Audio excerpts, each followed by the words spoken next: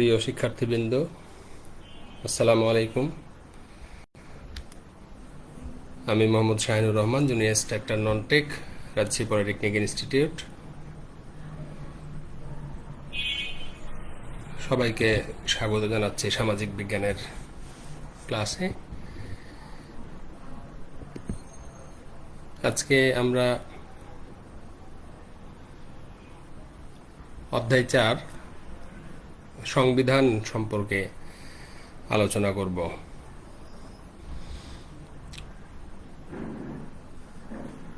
সংবিধান মূলত রাষ্ট্রের শাসন পদ্ধতিকে আমরা বলে থাকি, অর্থাৎ যে পদ্ধতির দ্বারা একটি রাষ্ট্র পরিচালিত হয় বা শাসিত হয় সেইটিকে আমরা সংবিধান বলি।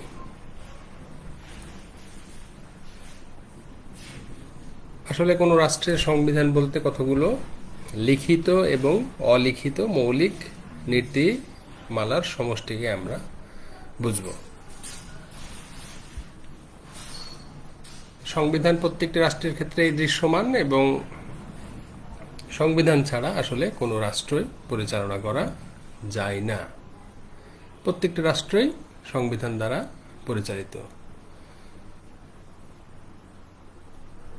সংবিধানকে আমরা একটি রাষ্ট্রের দর্পণ বলতে পারি, অর্থাৎ আয়না। যে কোনো রাষ্ট্রেরই শাসন কার্য পরিচালনা করা হয় মূলত এই সংবিধানের উপরে ভিত্তি করেই। সুতরাং সংবিধানকে আমরা বলবো রাষ্ট্রের শাসন পদ্ধতি, অথবা এটাও বলতে পারি যে সংবিধানের অপর নামই হচ্ছে শাসনতন্ত্র, শাসন ব্যবস্থা। তো এক কথায় সংবিধান হচ্ছে রাষ্ট্র এবং সরকার পরিচালনার চালিকা শক্তি। তো এখানে আমরা সংবিধানের কিছু ডেফিনেশনও দিতে পারি। বিভিন্ন চিন্তাবিদগণ কিছু ডেফিনেশন প্রদান করেছেন। যেমন অ্যারিস্টটল বলেছেন সংবিধান হলো রাষ্ট্র কর্তৃক পছন্দকৃত জীবন প্রণালী।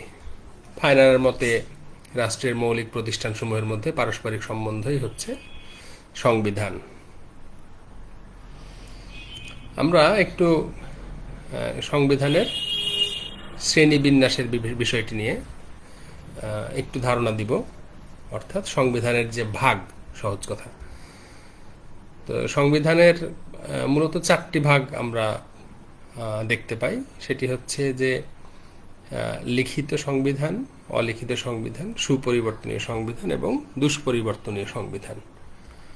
অর্থাৎ সংবিধানকে এই 4টি ভাগে ভাগ করা হয়। তা আমরা খুব একেবারে সহজভাবে যদি বলার চেষ্টা করি যে আসলে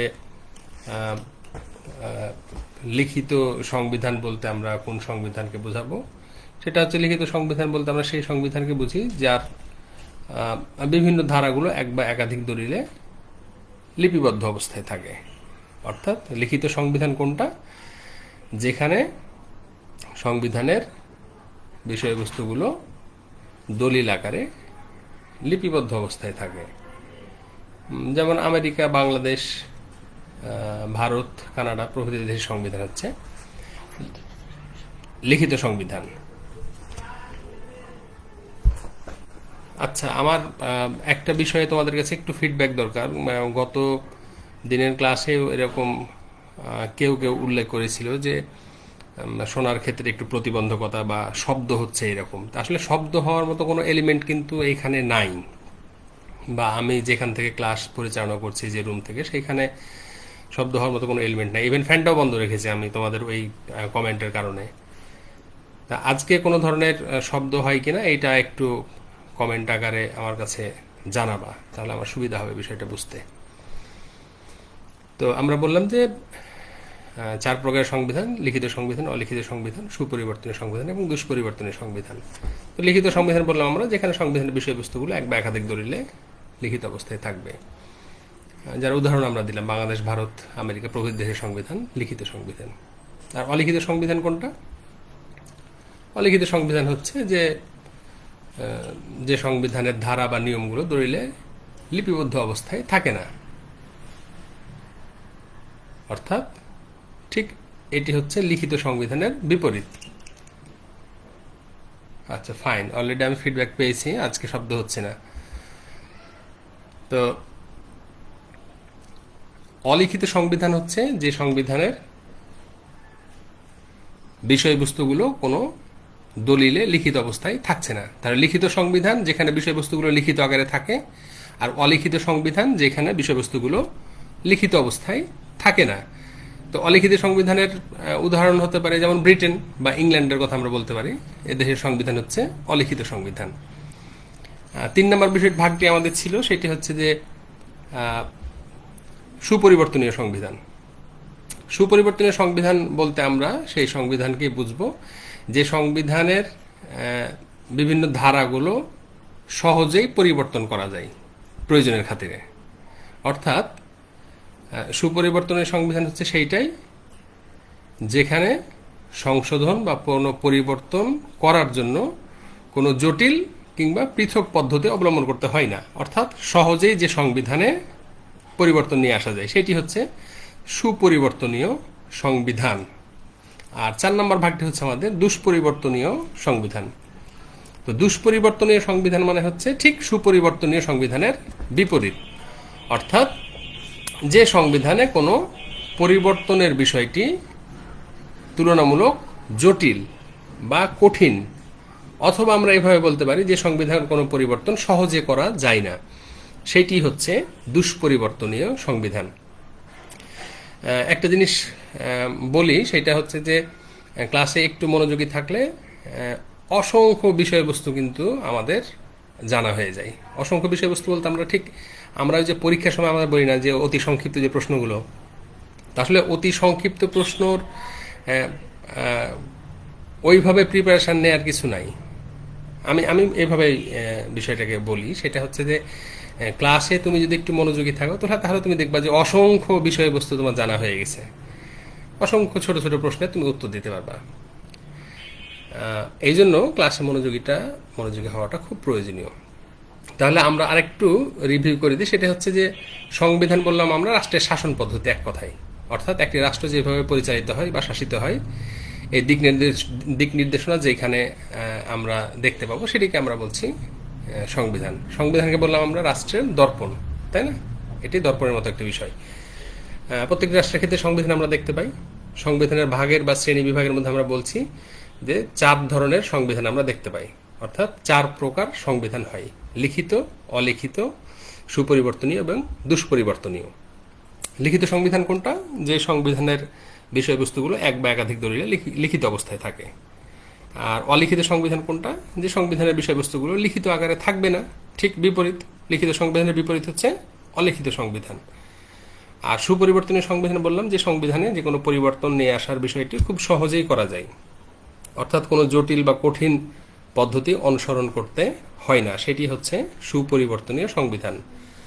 আর দুষ্পরিবর্তনীয় সংবিধান, এটি হচ্ছে সুপরিবর্তনীয় সংবিধানের ঠিক বিপরীত। অর্থাৎ যে সংবিধানে কোনো ধারা যদি আমরা পরিবর্তন বা সংশোধন করতে চাই, এটি সহজে করা যায় না, তুলনামূলক জটিল বা কঠিন পদ্ধতি অনুসরণ করতে হয়। তাহলে লিখিত এবং অলিখিত এইটাকে যদি আমরা একটা পেয়ার বা জোড়া মনে করি, তাহলে একটার বিপরীত আরেকটা। আর আরেকটা জোড়া যদি আমরা মনে করি বা পেয়ার মনে করি যে সুপরিবর্তনীয় এবং দুষ্পরিবর্তনীয় সংবিধান, সেই ক্ষেত্রেও সুপরিবর্তনীয় সংবিধানের ঠিক বিপরীতটি হচ্ছে দুষ্পরিবর্তনীয় সংবিধান। তাহলে এই হচ্ছে সংবিধান এবং সংবিধানের শ্রেণী বিভাগ। তো বিষয় হচ্ছে যে পৃথিবীর প্রত্যেকটি রাষ্ট্রের ক্ষেত্রে আমরা বলছি যে সংবিধানের অস্তিত্ব আছে। সংবিধানবিহীন কোনো রাষ্ট্র পরিচালনা করা সম্ভব নয়। সেই ক্ষেত্রে সব দেশেরই যেহেতু সংবিধান আছে, কিন্তু আসলে সব দেশের সংবিধান তো আমাদের জানাটা সম্ভব না। কিন্তু নিঃসন্দেহে আমরা বাংলাদেশের নাগরিক, এবং বাংলাদেশের নাগরিক হিসেবে আমাদের বাংলাদেশের সংবিধানের বৈশিষ্ট্যগুলো অবশ্যই জানা প্রয়োজন। তো সেই ক্ষেত্রে আসলে সংবিধান তো অনেক বড় একটি বিষয়, যেখানে রাষ্ট্র পরিচালনার সকল বিষয়ে দিক নির্দেশনা থাকে। তা আমরা চেষ্টা করব অন্তত একেবারে মৌলিক কিছু বা একেবারে ফান্ডামেন্টাল কিছু বৈশিষ্ট্য সম্পর্কে একটু আলোকপাত করার জন্য, যে অ্যাটলিস্ট আমরা প্রাথমিকভাবে আমাদের বাংলাদেশের সংবিধানের এই জায়গাগুলো সম্পর্কে যেন আমরা কিছুটা ধারণা রাখতে পারি। আর এর বাইরে সংবিধান সম্পর্কে বিস্তারিত পড়ার সুযোগ তো আমাদের থাকবেই, সেইটি ভিন্ন বিষয়। তো আজকে আমরা মূলত বাংলাদেশের সংবিধানের প্রধান বৈশিষ্ট্যগুলো নিয়ে একটু আলোচনা করব। তো বাংলাদেশের সংবিধানের প্রধান বৈশিষ্ট্যের মধ্যে এক নম্বরে আমরা বলতে পারি যে রাষ্ট্র পরিচালনার আদর্শ ও মূলনীতি। রাষ্ট্র পরিচালনার আদর্শ এবং মূলনীতি। তো এইখানে দেখো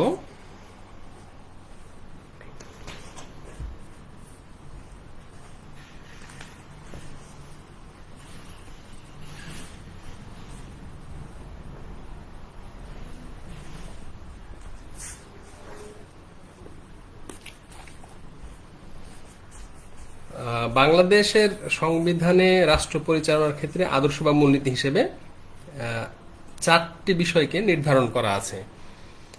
একটি হচ্ছে জাতীয়তাবাদ, আরেকটি হচ্ছে সমাজতন্ত্র, আরেকটি হচ্ছে গণতন্ত্র এবং আরেকটি হচ্ছে ধর্মনিরপেক্ষতা। অর্থাৎ পৃথিবীর প্রত্যেকটি রাষ্ট্রই কিন্তু কিছু মূলনীতি বা আদর্শের উপরে পরিচালিত হয়, এবং আমাদের বাংলাদেশের ক্ষেত্রে এটি ব্যতিক্রম নয়। তো আমরা বললাম যে চারটি মূলনীতি বা আদর্শের উপরে বাংলাদেশের রাষ্ট্রীয় যে পরিচালনার বিষয়টি সেইটি নির্ভর করে। এক্ষেত্রে আমরা বললাম যে জাতীয়তাবাদ, সমাজতন্ত্র, গণতন্ত্র এবং ধর্মনিরপেক্ষতা। কিন্তু 1979 সালে মূলত সংবিধানে পরিবর্তন করে সমাজতন্ত্রের জায়গাটাতে করা হয়েছে অর্থনৈতিক এবং সামাজিক ক্ষেত্রে ন্যায় বিচার, এবং ধর্মনিরপেক্ষতার জায়গাটিতে নিয়ে আসা হয়েছে সর্বশক্তিমান আল্লাহর উপর পূর্ণ আস্থা এবং বিশ্বাস। তার মানে এখন যদি আমরা বলি যে এখন হচ্ছে তোমার জাতীয়তাবাদ, গণতন্ত্র, অর্থনৈতিক এবং সামাজিক ক্ষেত্রে ন্যায় বিচার এবং সর্বশক্তিমান আল্লাহর উপরে পূর্ণ আস্থা এবং বিশ্বাস, এই হচ্ছে রাষ্ট্র পরিচালনার ক্ষেত্রে মূলনীতি বা রাষ্ট্রীয় আদর্শ, যেটি বাংলাদেশের সংবিধানে আমরা দেখতে পাই। 2 নম্বর বাংলাদেশের সংবিধানের গুরুত্বপূর্ণ একটি বৈশিষ্ট্য হচ্ছে মৌলিক অধিকার, তাই না? আমরা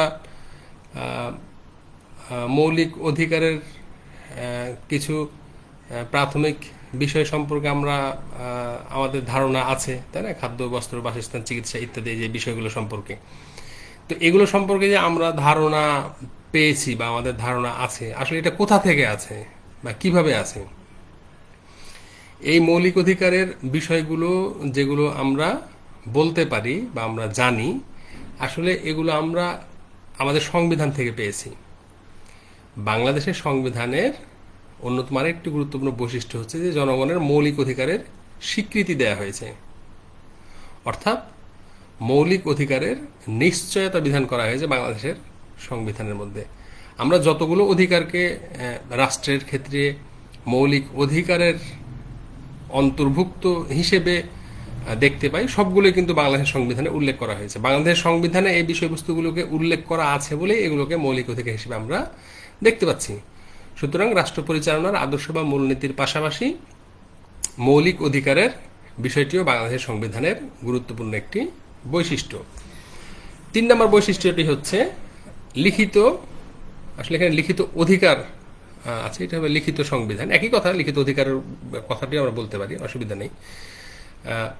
বাংলাদেশের সংবিধান হচ্ছে 3 নম্বর বৈশিষ্ট্য হচ্ছে বাংলাদেশের সংবিধান হচ্ছে লিখিত সংবিধান।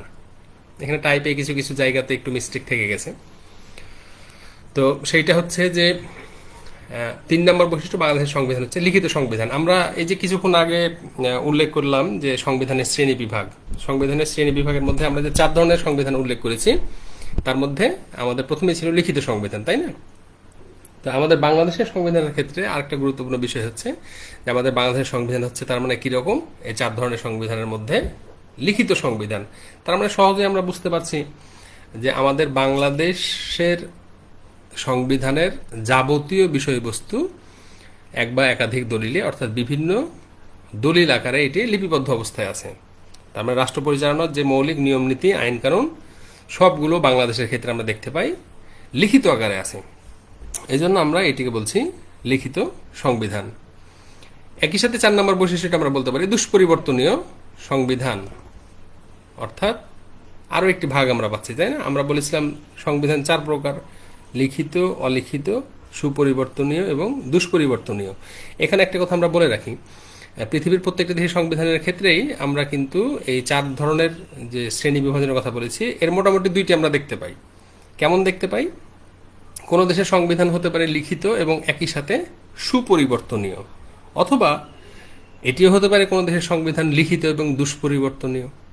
আবার এটিও কিন্তু হতে পারে কোনো দেশের সংবিধান অলিখিত, সুপরিবর্তনীয়, কিংবা এটিও হতে পারে কোনো দেশের সংবিধান অলিখিত এবং দুষ্পরিবর্তনীয়। তাহলে লিখিত অলিখিতর মধ্যে আমরা যে পেয়ার বা জোড়া হিসেবে বললাম যে লিখিত এবং অলিখিতের মধ্যে যে কোনো একটা রূপ আমরা দেখতে পাবো, এবং একই সাথে সুপরিবর্তনীয় এবং দুষ্পরিবর্তনীয় এই দুটোর মধ্যেও কিন্তু একটি রূপ আমরা দেখতে পাবো।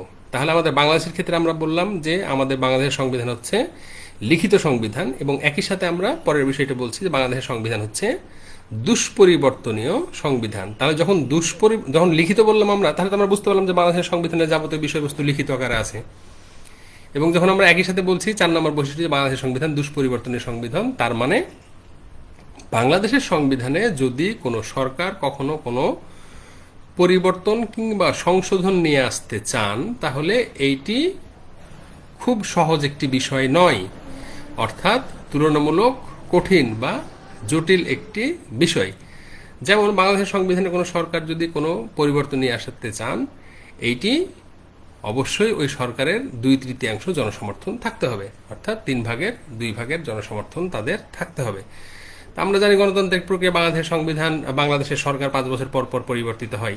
তাহলে 5 বছর পর পর সরকার পরিবর্তিত হতে পারে, কিন্তু 5 বছর পর পর যারাই সরকার হিসেবে দায়িত্ব পালন করবেন সবার কিন্তু এই 2/3 জনসমর্থন নাও থাকতে পারে। কাজে সব সরকার চাইলেই কিন্তু বাংলাদেশের সংবিধানে পরিবর্তন বা সংশোধন নিয়ে আসতে পারবেন না। তাহলে এই হিসেবে আমরা বলছি যে বাংলাদেশের সংবিধানটি হচ্ছে দুষ্পরিবর্তনীয় সংবিধান। 5 নম্বর বৈশিষ্ট্যটি কি হবে? 5 নম্বর বৈশিষ্ট্য হচ্ছে বাংলাদেশের সংবিধান হচ্ছে সর্বোচ্চ আইন। বাংলাদেশের সংবিধান রাষ্ট্রের সর্বোচ্চ আইন, অর্থাৎ বাংলাদেশের সংবিধান গণপ্রজাতন্ত্রী বাংলাদেশের সর্বোচ্চ আইন বা ক্ষমতা।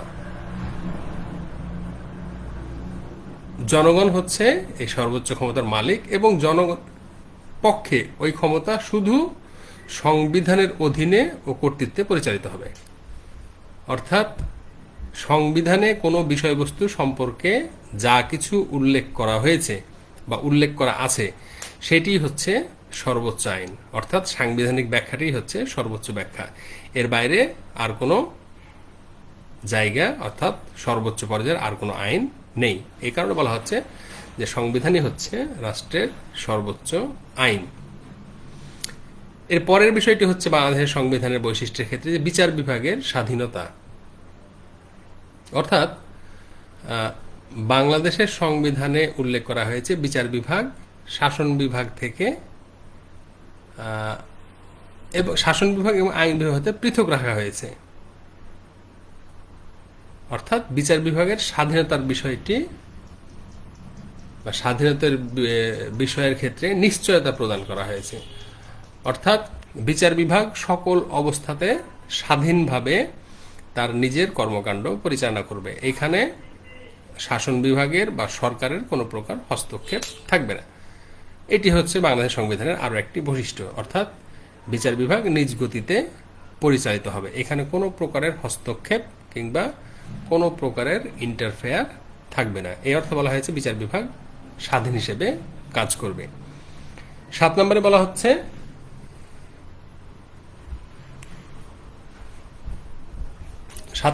হচ্ছে এককেন্দ্রিক সরকার ব্যবস্থা, অর্থাৎ বাংলাদেশের সংবিধান অনুযায়ী বাংলাদেশের সরকার হবে এককেন্দ্রিক সরকার। এইটি বোঝার জন্য আমরা একটি ছোট একটি উদাহরণ দেই। সেটা হচ্ছে যে এককেন্দ্রিক সরকার মানে একটি কেন্দ্র থেকে পরিচালনা করা, অর্থাৎ কোনো দেশের সরকার যদি একটি কেন্দ্র থেকে পরিচালিত হয় সেটি হচ্ছে এককেন্দ্রিক সরকার।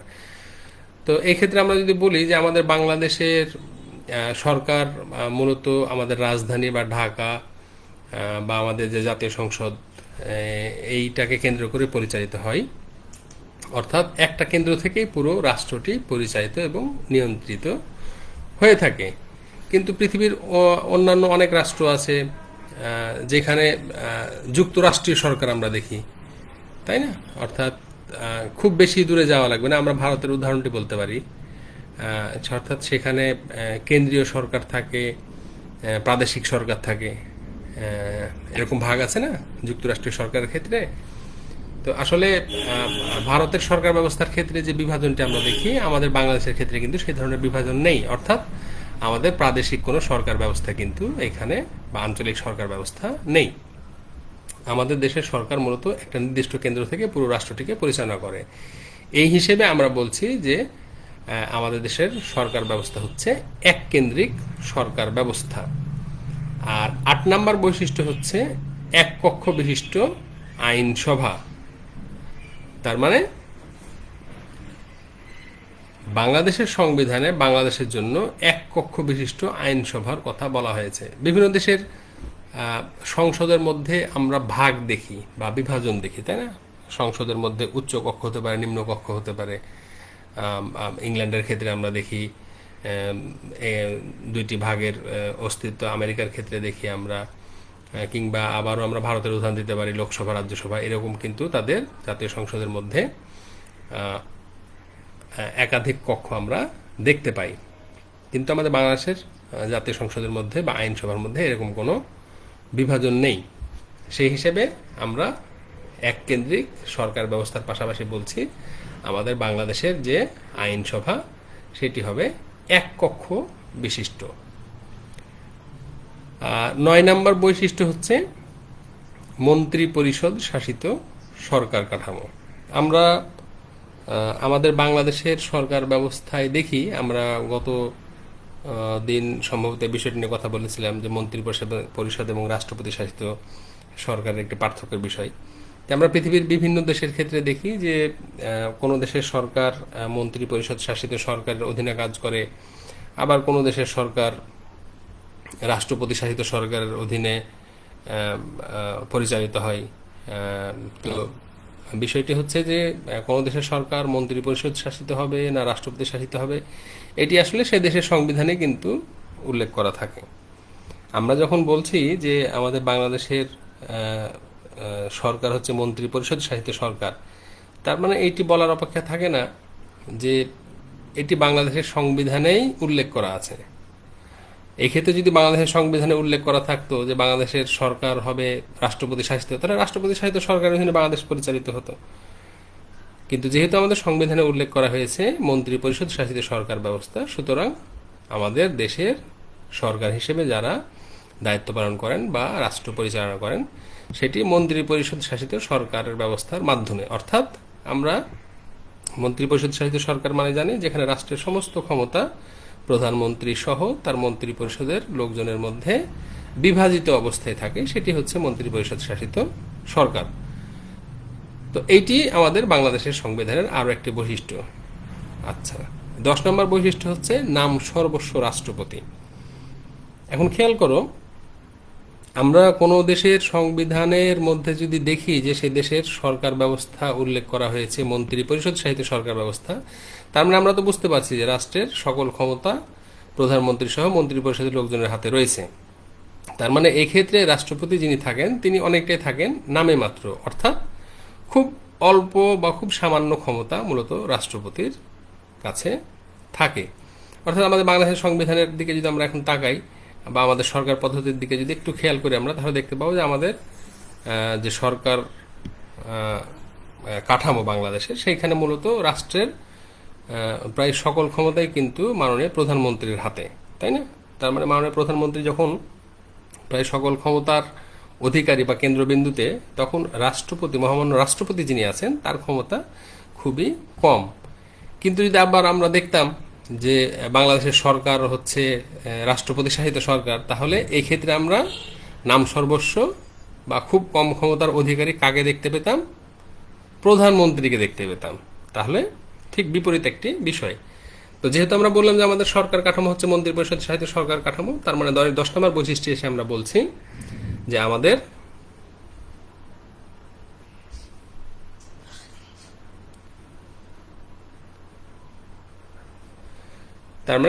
এখানে মূলত রাষ্ট্রপতি যিনি থাকবেন তিনি থাকছেন অনেকটাই নামে মাত্র। 11 নম্বর আমাদের বৈশিষ্ট্যটি হচ্ছে সার্বজনীন ভোটাধিকার।